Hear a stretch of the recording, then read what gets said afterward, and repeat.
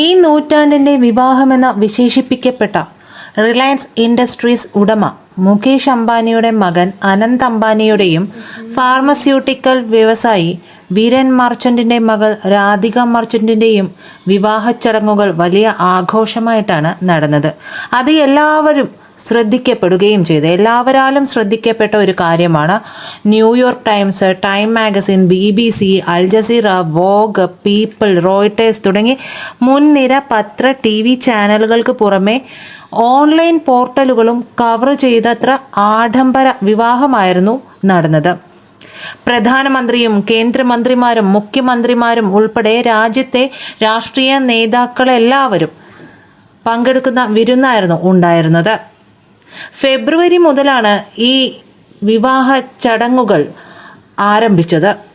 ഏഷ്യയിലെ ഏറ്റവും വലിയ സമ്പന്നനും ലോകത്തിലെ 10ാമത്തെ ധനികനുമായ മുകേഷ് അംബാനിയുടെ ഇളയ മകന്റെ വിവാഹത്തിന് ചെലവാക്കിയത് 5000 കോടിയാണ്.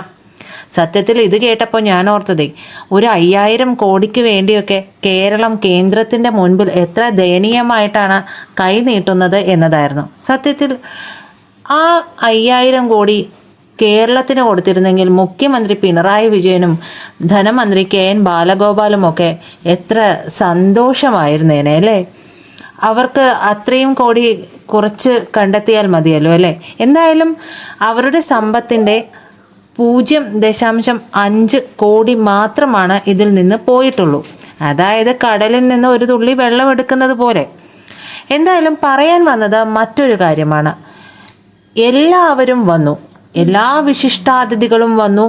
വരാത്തവരൊക്കെ ആരാണ് എന്ന് പോലും നമുക്ക് ചിന്തിക്കാൻ പോലും പറ്റാത്ത രീതിയിലുള്ളവരായിരിക്കും. കാരണം ബ്രിട്ടീഷ് മുൻ പ്രധാനമന്ത്രിമാരായ ടോണി ബ്ലെയർ, ബോറിസ് ജോൺസൺ, മുൻ US state secretary Hillary Clinton, Microsoft ഉടമ Bill Gates, Meta CEO Mark Zuckerberg തുടങ്ങിയ VVIPകൾക്ക് പുറമെ ഹോളിവുഡ്, ബോളിവുഡ് താരങ്ങളും ഒക്കെ പങ്കെടുത്തിരുന്നു. അപ്പോൾ ഇതിൽ നിന്ന് മാറി നിന്ന ഒരേ ഒരു വ്യക്തിയായിട്ട് ഇപ്പോൾ കാണാൻ കഴിയുന്നത് രാഹുൽ ഗാന്ധിയെയാണ്.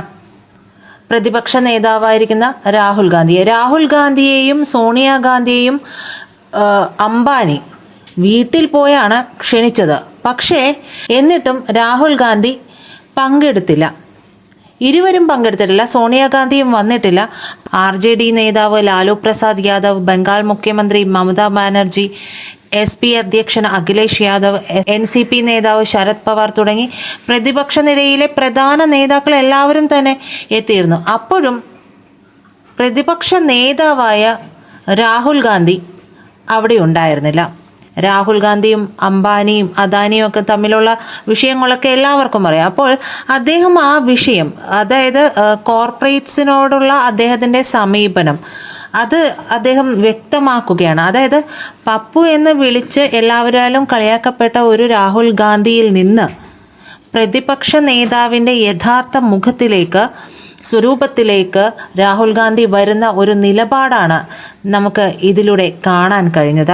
കോർപ്പറേറ്റ്സുകൾക്ക് എന്ത് രാഷ്ട്രീയം എന്ന് ചോദിക്കുന്നത് മറ്റൊരു കാര്യമാണ്. കാരണം അവർക്ക് അവരുടേതായ താല്പര്യങ്ങളാണ്. അത് ഓരോ രാഷ്ട്രീയ പാർട്ടിയും അധികാരത്തിൽ വരുമ്പോൾ അവർ അതനുസരിച്ചിട്ടായിരിക്കും നിൽക്കുക. പക്ഷേ രാഷ്ട്രീയ പാർട്ടികൾ അങ്ങനെയല്ല.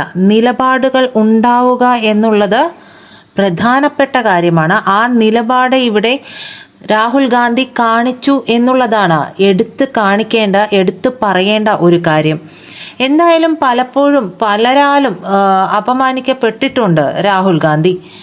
പാർലമെന്റിലടക്കം അപമാനിക്കപ്പെട്ടിട്ടുണ്ട്. പക്ഷെ അതിൽ നിന്നൊക്കെ അദ്ദേഹം എത്രയോ മാറി, എത്രയോ ഉയർന്ന് ചിന്തിക്കാൻ തുടങ്ങിയിരിക്കുന്നു അല്ലെ. ഈ വിവാഹം നടക്കുന്ന സമയത്തെ ഡൽഹിയിലെ ഒരു സാധാരണ ഹോട്ടലിൽ പിസ്സ ഓർഡർ ചെയ്ത് കാത്തിരിക്കുകയായിരുന്നു രാഹുൽ ഗാന്ധി എന്നാണ് ചിത്രങ്ങളിൽ നിന്ന് വ്യക്തമാകുന്നത്. ഈ ചിത്രങ്ങൾ അത്രയും സമൂഹ മാധ്യമങ്ങളിൽ വളരെയേറെ വൈറലുമാണ്. അതായത് രാജ്യത്തെ പ്രധാന രാഷ്ട്രീയ നേതാക്കളെല്ലാവരും, എന്തിന് പുരോഹിതന്മാർ വരെ പങ്കെടുത്ത ഒരു വിവാഹം. അതിൽ നിന്ന് രാഹുൽ മാറി നിൽക്കുന്നു. റെസ്റ്റോറൻറ്റിൽ എത്തിയ ഉപഭോക്താക്കളിൽ ഒരാളാണ് ഈ വീഡിയോ ഷൂട്ട് ചെയ്തിരിക്കുന്നത്. അതായത് ഒരു ഹോട്ടലിൽ, സാധാരണ ഹോട്ടലിൽ പിസ്സ ഓർഡർ ചെയ്ത് കാത്തിരിക്കുന്ന രാഹുൽ ഗാന്ധിയുടെ ഈ വീഡിയോ എടുത്തിട്ടിരിക്കുന്നത് അവിടെ എത്തിയ ഒരു ഉപഭോക്താക്കളിൽ ഒരാളാണ്. പരമാവധി സൂം ചെയ്യൂ എന്ന് ഈ വീഡിയോയിൽ പറയുന്നതൊക്കെ കേൾക്കാം. ഒരു നീല ടീഷർട്ട് ഇട്ടിട്ടാണ് രാഹുൽ ഭക്ഷണം കാത്തിരിക്കുന്നത്. അഭിമുഖമായിരിക്കുന്ന ആരോടോ സംസാരിക്കുന്നതൊക്കെ ഇതിൽ കാണാം. എന്തായാലും രാഹുൽ ഗാന്ധിക്ക് ഒരുപാട് വ്യത്യാസം വന്നിരിക്കുന്നു. എന്താ പറയുക, നാടിനൊരു പ്രതിപക്ഷം, കൃത്യമായ രീതിയിലുള്ള ഒരു പ്രതിപക്ഷം ഉണ്ടായിരിക്കുന്നു എന്നൊക്കെ നമുക്ക് ഇതിൽ നിന്ന്, ഈ മനുഷ്യന്റെ കാര്യത്തിൽ നിന്ന് വായിച്ചെടുക്കാവുന്നതാണ്. കഴിഞ്ഞ ദിവസം സ്മൃതി ഇറാനിയെ എല്ലാവരും കൂടി പരിഹസിക്കുന്നുണ്ടായിരുന്നു. അപ്പോൾ BJP പക്ഷത്തു നിന്നോ RSSന്റെ പക്ഷത്തു നിന്നോ ആരും തടുക്കാനായിട്ട് എത്തിയിരുന്നില്ല. അപ്പോഴും സ്മൃതിക്ക് എതിരെയുള്ള സൈബർ ആക്രമണം നിർത്തൂ എന്ന് പറഞ്ഞ ഒരേ ഒരു വ്യക്തി അതും രാഹുൽ ഗാന്ധിയാണ്. അതായത് തോൽവിയും ജയവും ഒക്കെ സംഭവിക്കാം, പക്ഷേ അതിനിങ്ങനെ ഒരാളെ എല്ലാവരും കൂടെ നിർത്തി പൊരിക്കുന്നത് ശരിയല്ല.